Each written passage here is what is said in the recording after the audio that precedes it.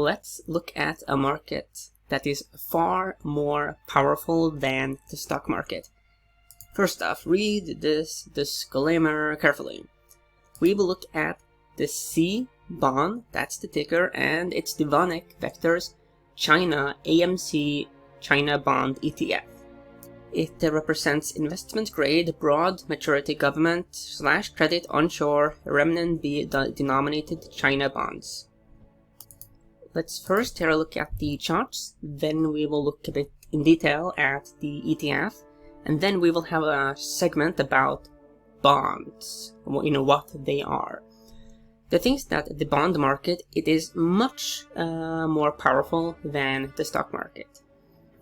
Meaning, if you are in any way involved in the stock market, you definitively want to keep your pulse. You want to keep your hand on the pulse of the bond market, because when something happens here, it will have very huge ramifications for stocks. You can compare the financial markets to a boat, where you have people of different size in the boat. You have one who is really large and some who are small. Obviously, if the large person in the boat makes a drastic move, yeah, it's gonna be noticed by everyone.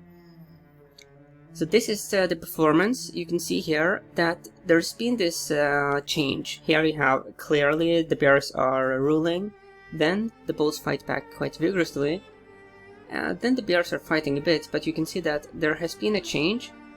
Bears in charge. Now it's much more even. This is not really a rounding bottom. It could have been a rounding bottom if it had played out a bit differently, but currently this is a bit of a messy pattern.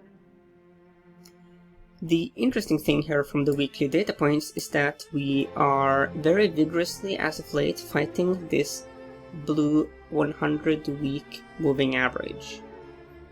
Test, test, test, test, and test. And you can see here that we have this support here from the 20-week moving average-ish. We did dip below it here quite clearly, though you can see that there is this pincer movement here. A price action is getting squeezed between support here and resistance here. This is something that we see usually precede a more substantial move. Okay, the correlation between this bond ETF and the S&P 500 is minus 24%. You can see here, if you look here at the accumulation distribution line here in this color, greenish, you can see that since that low was formed here in price action, there's been overall a rising trend, meaning that there are buyers stepping into this bond market. Here are the daily data points. Let's load the moving averages like that.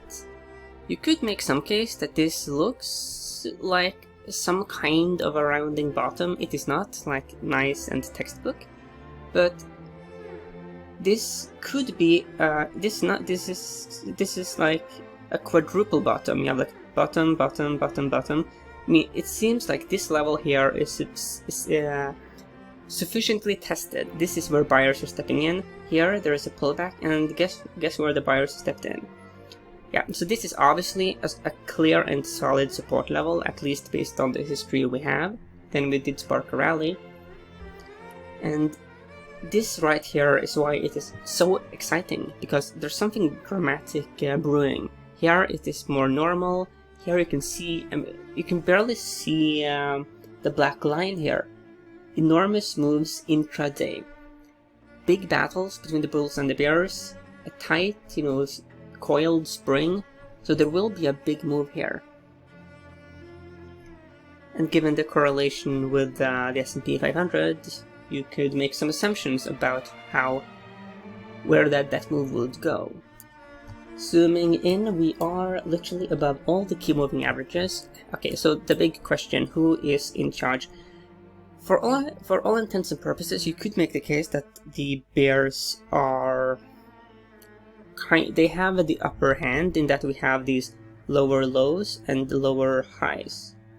However, the bulls are fighting quite vigorously. And the bears should be worried about the bottoming pattern we saw, especially on the weeklies. That quadruple bottom, that means that the bears will be very cautious and most likely look for better opportunities. Okay, let's look at the internals here. You can see that the expense ratio is 0.50%, assets under management $4.4 million US dollars, average daily dollar volume $63,000. CBON is the first ETF to access bonds issued in the Chinese mainland, relying on renminbi qualified foreign institutional investor status. Its 50 basis point expense ratio is not cheap. That's especially the case given that this is, a bond market ETF. But, this is classically what happens when there's not much competition. The fund invests in the renminbi-denominated bonds issued in China's onshore market by Chinese credit, sovereign, and quasi-sovereign issuers. We expect CBON to struggle in tracking its index, but this may not deter investors with a few other alternatives. Yeah. Here you can see some of the holdings. Okay, Government of China, China Development Bank, China Ministry of Railways, China Merchant Securities, China Fortune Land Development, Financial Street Holdings, Dalian Portugal Corp. In the newsletter, I have classified this as fixed income, and it is right here. You can see that it is 52%. Okay, not 52%. It is around 4% away from the 52-week lows. Okay, relatively close to the 52-week highs. Let's look a bit more closely at what bonds are. Introduction. What they are. So they are fixed income debt instruments that are used to raise capital.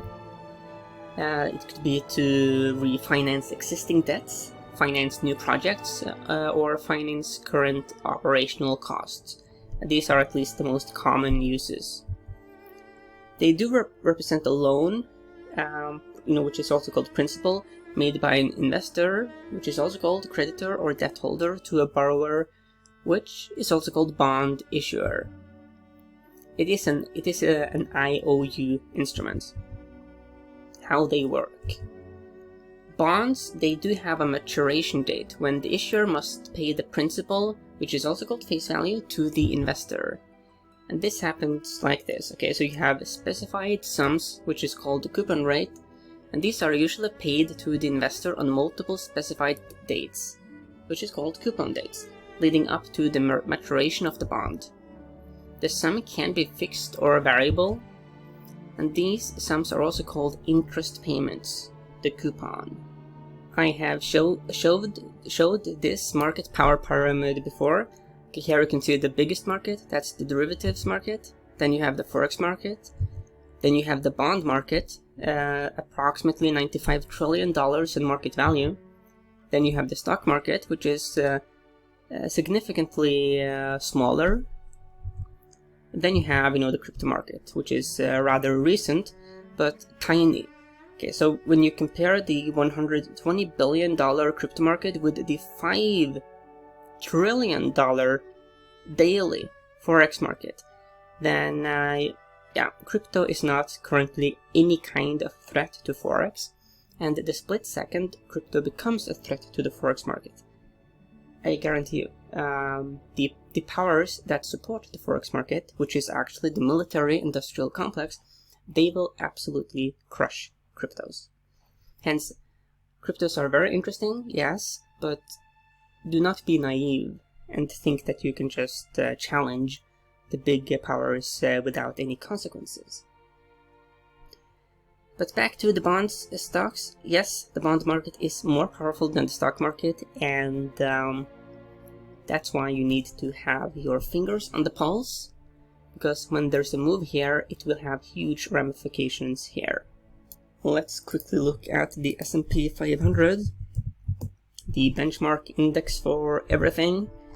Okay, here is the daily data points. So yesterday we did have a little bit of a rally. Yeah, we did not really break out above this level here. We do have some very serious resistance levels coming in, and that will very likely put downward pressures on prices. Then again, the bulls do have support here from the 20-day moving average. But interesting thing, coming back to the CBON we just looked at, in the CBON we did see this pincer movement. We saw price action being squeezed between support and resistance, meaning simultaneously now in the bond market, Chinese bonds, and also in the stock market here in USA, we do have this pressured situation. A big move will happen. Let's look at the TLT just for comparison. So we do have a bit of a drama here on the TLT as well. The TLT has just recently slipped to, well, let's actually look at the AGG instead. Yeah. We do have a bit of a similar action here. We have lost a support level, and there is some catalysts here for volatility. Let's quickly look at the FXI, the Chinese stock market.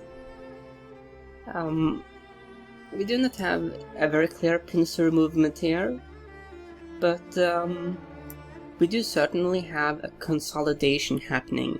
And the consolidation movements, when the price action moves sideways, that is also one of the pressure building mechanisms. Because the saying goes is that the longer we go sideways, the bigger the eventual breakout.